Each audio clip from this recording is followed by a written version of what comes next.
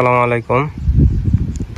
এটা হচ্ছে সৌদি আরবের একটা খেজুর বাগান, পাশাপাশি লেবু গাছ আছে, আম গাছ আছে, আবার বাংলাদেশের কাঠবাদাম আছে। কাঠবাদাম তাদের একটা ফেভারিট খাবার হিসাবে চলে, খায় না কিছু, খালি ভিতরের শ্বাসটা একটু চাবাইয়া খায়, এই আর কি। হচ্ছে জিলাপি গাছ, কোন এলাকায় কি নামে বলে জানি না, কিন্তু আমার এলাকায় জিলাপি বলে। এই জিলাপির কেজি 40 রিয়াল 50 রিয়াল, আর বাংলাদেশে হালায় পাওয়ায় না, পায়ের তলে ফাড়ায়, আর এন মজা করে খায়। 50 রিয়াল কেজি কিনা।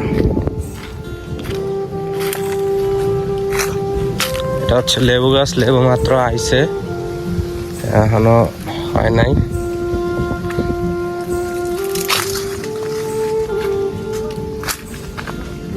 খেজুর গাছ দেখেন, খেজুর গাছের অবস্থা। এর মধ্যে মনে হয় ছোট চারা আসছিল, খেজুরের সিজন শেষ, এখন গাছ রেডি করতেছে পানি টানি দিয়া।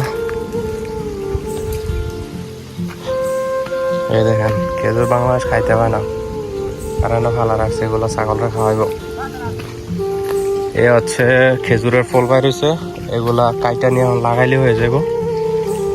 গাছের মধ্যে পানি দিতেছে, 3 গাছ, 3 গাছের মধ্যে পানি দিতেছে, সিজন শেষ।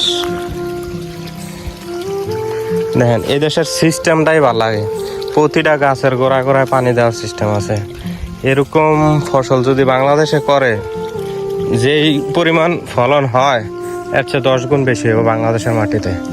এই জায়গায় মাটি ভালো না, এরপরেও এত ফলন হয়। এই যে কাঠবাদাম, হাতের কাছে একটা পাথর রাখবো, শেষা দিয়ে ভিতরে শ্বাসটা খাইব খালি। মাশাআল্লাহ, খেজুর গাছ অনেকগুলা, খেজুরের সিজন শেষ। প্রতি গাছে পানি দিতেছে।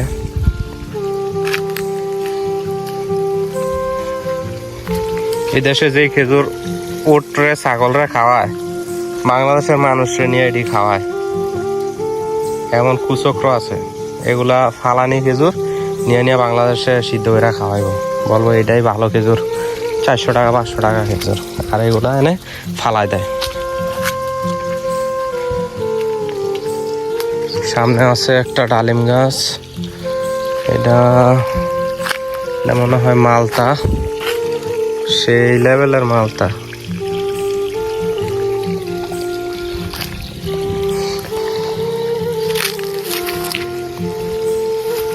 এই যে 3 নষ্ট হয়ে গেছে।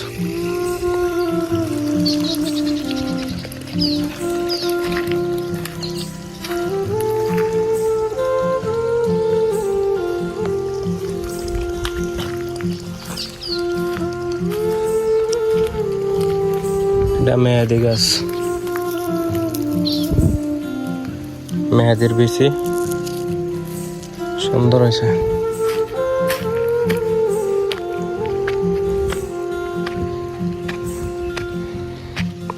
বাবুই পাখি বাসা বানাইছে।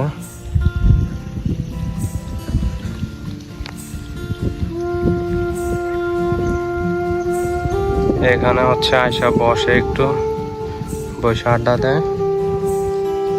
দেখেন ঘাস কি পরিমাণে ঘাস হয়েছে, এগুলা ওটের খাওয়া।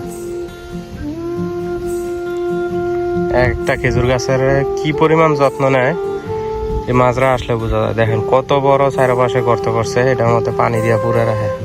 দেখেন, এত যত্ন বাংলাদেশে করলে 10 গুণ ফলন বেশি হইতো বাংলাদেশের মাটিতে।